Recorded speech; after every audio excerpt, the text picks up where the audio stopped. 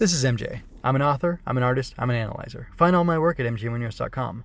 Welcome to Celebrate Ishinomori. This is Henshin Inspection presents Celebrate Ishinomori.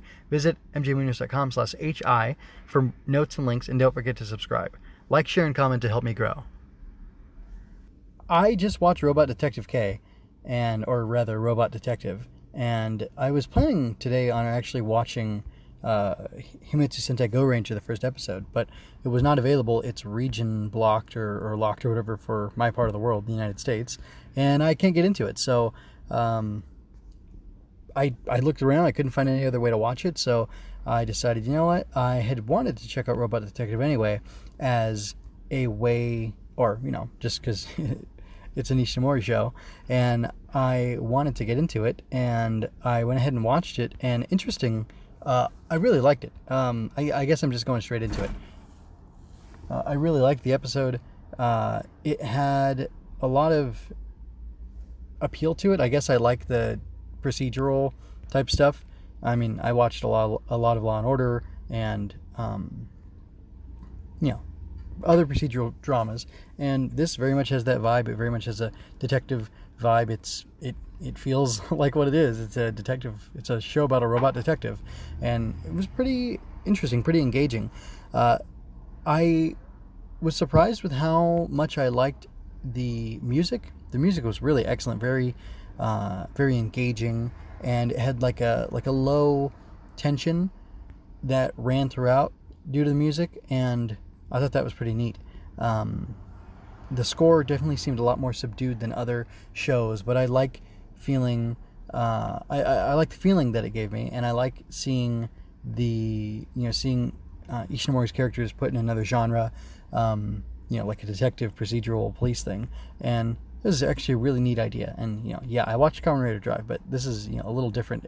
That still felt like a Kamen Rider show, and while there were mysteries and mysteries to solve and inclusions of standard police fare, this was a little different. So and of course it's not coming as part of the long-running Robot Detective franchise. This is the first thing, and it just has a very different vibe. So I don't know exactly what's going on. There's a mystery to solve. There's a locked room murder case, and it's not resolved by the end of episode 1. In fact, episode 1 ends on a cliffhanger, and it ends with a giant robot who Detective K calls Mother.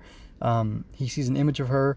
She doesn't speak to him or anything, but he kind of sees her and references her like, I don't know what's going on. And then the narrator comes along and says, the robot Detective K and, his great giant robot mother have stumbled upon this mystery, and why is this why did this robot that he's fighting choose to make a murder contract with somebody. And there's this organization called BAD, and the robot assassin or whatever is with BAD, and I don't know, I'm really intrigued. I actually think I'm gonna split this up, and I'll talk about, for day 4 of Celebrate Ishinomori, I'll talk about this one, and for day 5 I'll watch the next episode, and I'll come back with that, just because it's seized me and it's so interesting, and I'm gonna let this organic thing happen.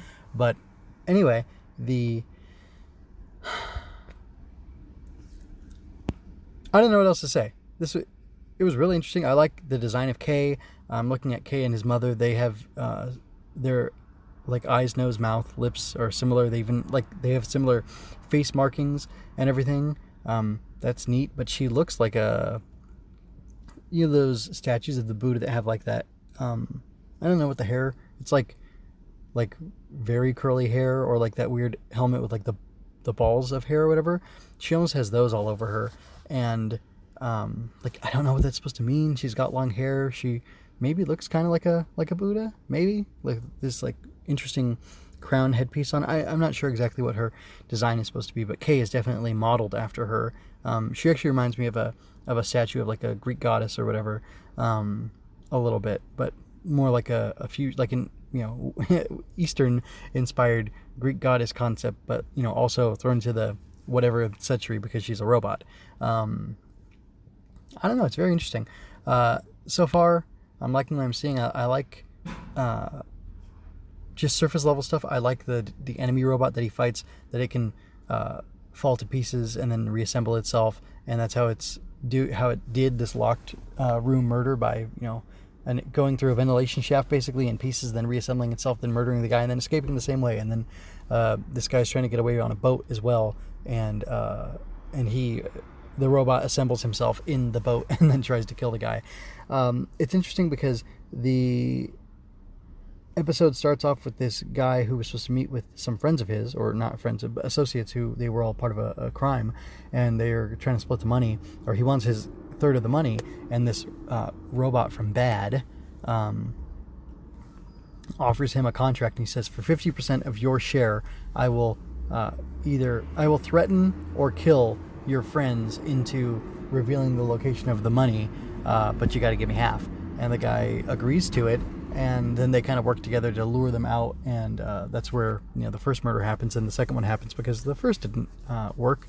And I'm assuming the idea is to pressure the guy by trying to murder him until he gives up the location of the money, and then this bad assassin keeping half the money. That's pretty nasty bad stuff, and it reminds me of like stories I've read about Yakuza and how they operate. It's just kind of interesting. It's super manipulative. It's nasty stuff, but that's what criminals do, right? So yeah, that was super interesting. In the opening song, we got to see that Kei has like some sort of weapon, like a very powerful gun type weapon in his chest, and he can pull a hatch open to use that. So I'll be interested to see if he used that in the second episode. But what else? I like his suit, his double-breasted suit. He looks like Takeshi Hongo turned into a robot, and sort of. That's what I think. But it's like a very proper suit. It's cool, and I like that when he gets into serious action, he starts wheeling his arms around and tearing the clothes off so he can be in his regular robot form, and his eyes turn from yellow to red, so he's still transforming. He's transforming into his battle mode or whatever, and I know that's just really neat. It's a really neat design. It's a really neat concept. This robot detective, we have no idea who constructed him. The narrator says that he suddenly appeared on the scene one day. But he's got a mother, so that means he was birthed or created by an individual. And if she's a robot, then maybe she was birthed or created by somebody else as well.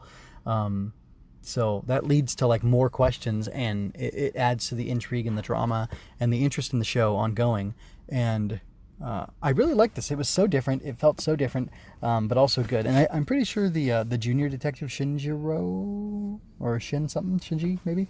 I think it's a Shinjiro. Anyway, he is kind of being displaced as the partner of this older Detective Shiba, but Detective Shiba, because the chief or whatever is forcing Detective Shiba, who's a 25-year police detective veteran, to work with Kei in order, I would assume, to teach Kei all the best detective stuff that he can learn from all his experience. So that's super cool. But again, who knows where this detective came from?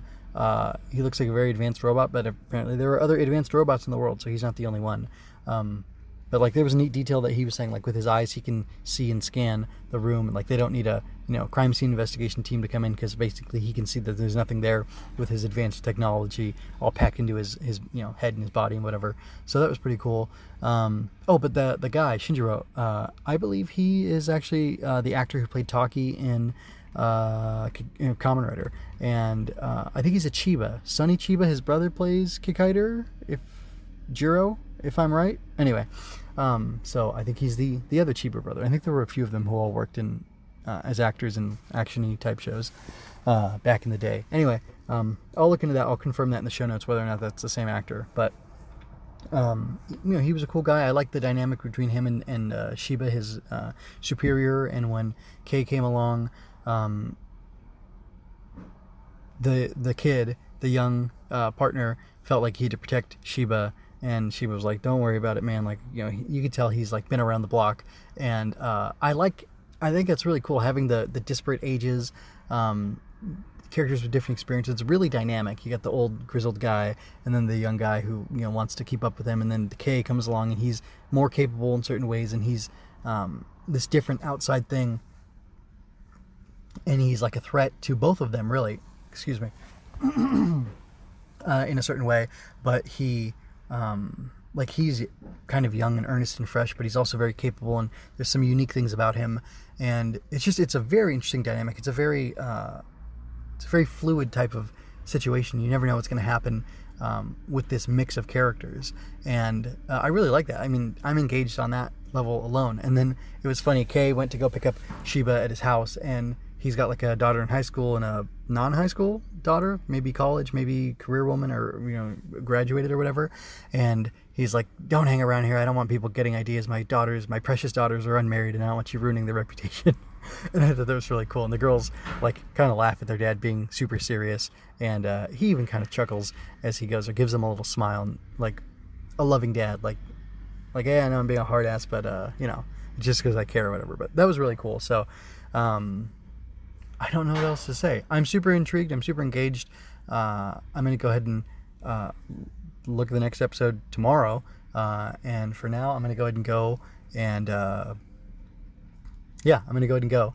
And I'm going to go ahead and say that I want you to go ahead and please look at the other Celebrate Ishinomori stuff that I've been doing.